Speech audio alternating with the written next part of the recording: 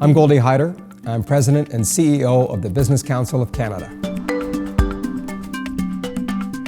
The key sectors of Canadian economy, let's just take it from west to east. You've got the oceans in terms of fisheries, forestry. You're looking at energy. We talk so much about oil and gas, but energy is so much more than that, as we see in Quebec and around hydro. You've got manufacturing in Ontario. We've got banking, financial services, right across the country. In terms of high growth and up-and-coming sectors, obviously things to do with artificial intelligence, data, privacy, clean technology. But let me also say, don't short sell the food and energy sectors. If climate change's impact starts to take shape around the world, the value of food and energy is going to exponentially rise over time. In terms of foreign direct investment, clearly there's been a lot in LNG. We see the $40 billion largest investment in the country, and there's a lot of people that helped pull that together that are really happy about that project.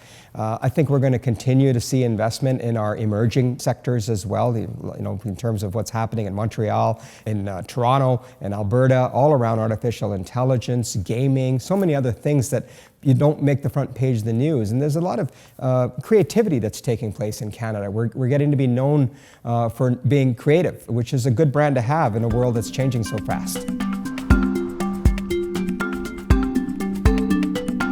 Well, in terms of advantages for FDI, there are two that jump right out at you. One is natural resources and the other is human resources. We have a richness of resources that countries around the world are envious of. And so clearly that's a magnet.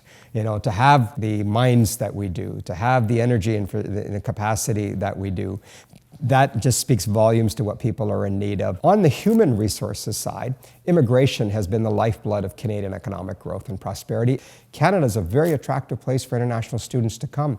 And while it's important that some of them go back home and contribute to their own countries, their own economy, boy, I'd sure like a lot of them to stay here as well, because we've seen that they have the skills and the talent and the capability to contribute to the economic growth strategy of Canada. And so our ability to communicate to businesses around the world, Canada has the smartest talent. We're innovative culture. We're developing the smartest thinkers in artificial intelligence, in clean technology, in fintech. These are emerging businesses and opportunities that countries are really doing their homework as to where they're coming. Our innovation strategy is critical to attracting more talent. One of the best examples of that now is the supercluster programs that the government announced. A lot of people say that the government shouldn't be in the business of picking winners and losers. I don't disagree with that. But government has a role to play. And in this case, they've been a convener role. They've been able to bring people together and say, let's figure out what our capabilities are in these various sectors. And by all accounts, the feedback I'm receiving, this is a real opportunity for Canada. We're creating these incubators of research in areas where businesses can grow and develop. The Canadian economy is like 99% small and medium enterprise. And we have a rich culture in the small and medium enterprise. And we're seen to be a very good startup culture. Where we have a challenge is to scale. And this is where, again, investment comes into play, as helping us scale up our businesses so that we can be globally competitive, not just locally.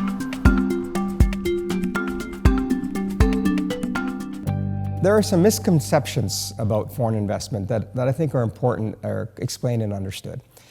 Too often people see it as a one-way street, that investment is only coming into the country and very little of it is going out. The reality is Canada does a lot of foreign investment abroad as well. So we need capital coming in, but we also have capital going out. It's a two-way street. There's also a perception that foreign direct investment somehow leads to less jobs or job losses, consolidation that creates ultimately less of a footprint for Canada in the global supply chain, a perception that we're losing Canadian proprietary information of some kind.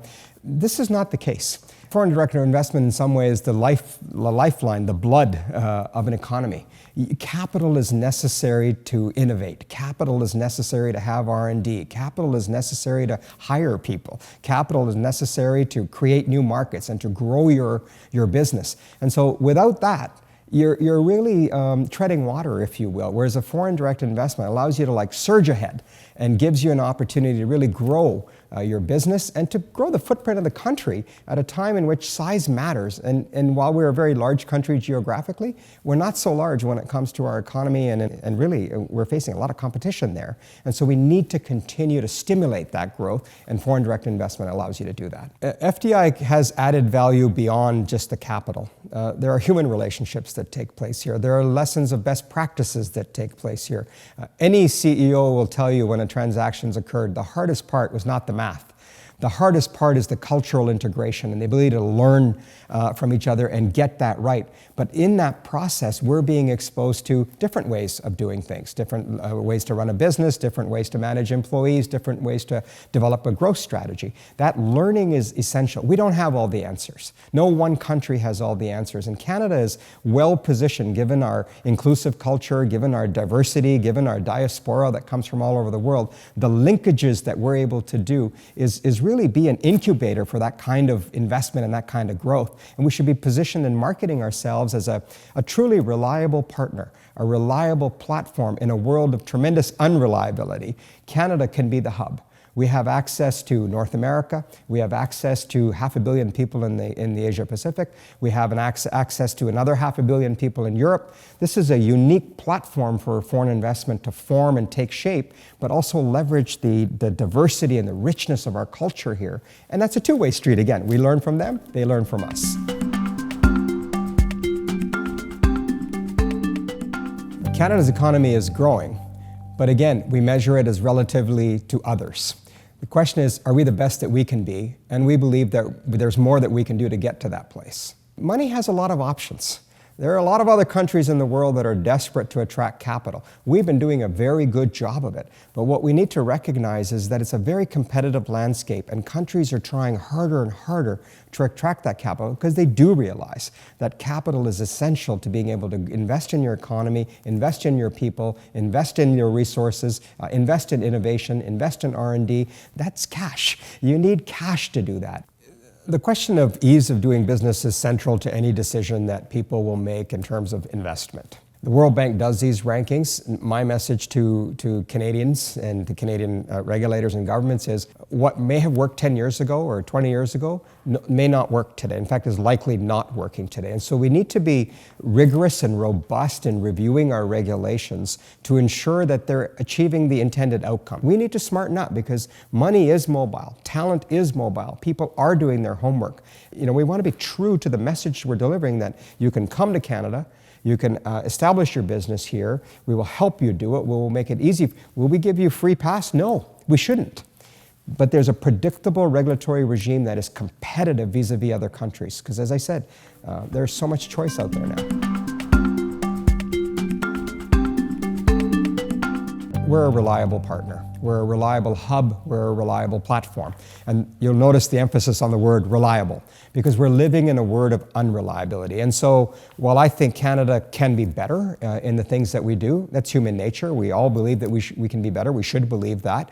When you look at what's going on in the rest of the world, Canada is a great place in which to establish a hub. It allows you access to over 1.5 billion people from North America to Asia to Europe. There's nowhere else in the world that you can do that than you can in Canada. And we have the talent, we have the resources, we have the growth potential.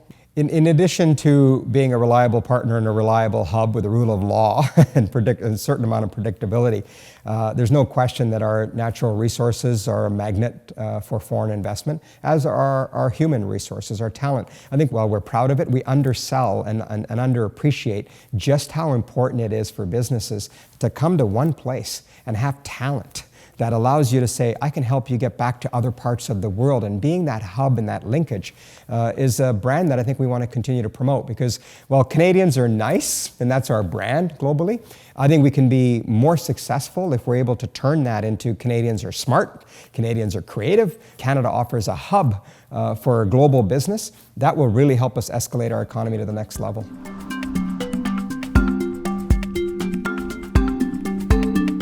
My vision for Canada's future economy is simple. Be a magnet for talent and a magnet for capital, and make it easy to have both here in Canada. I'm Goldy Hyder, and this is my future economy.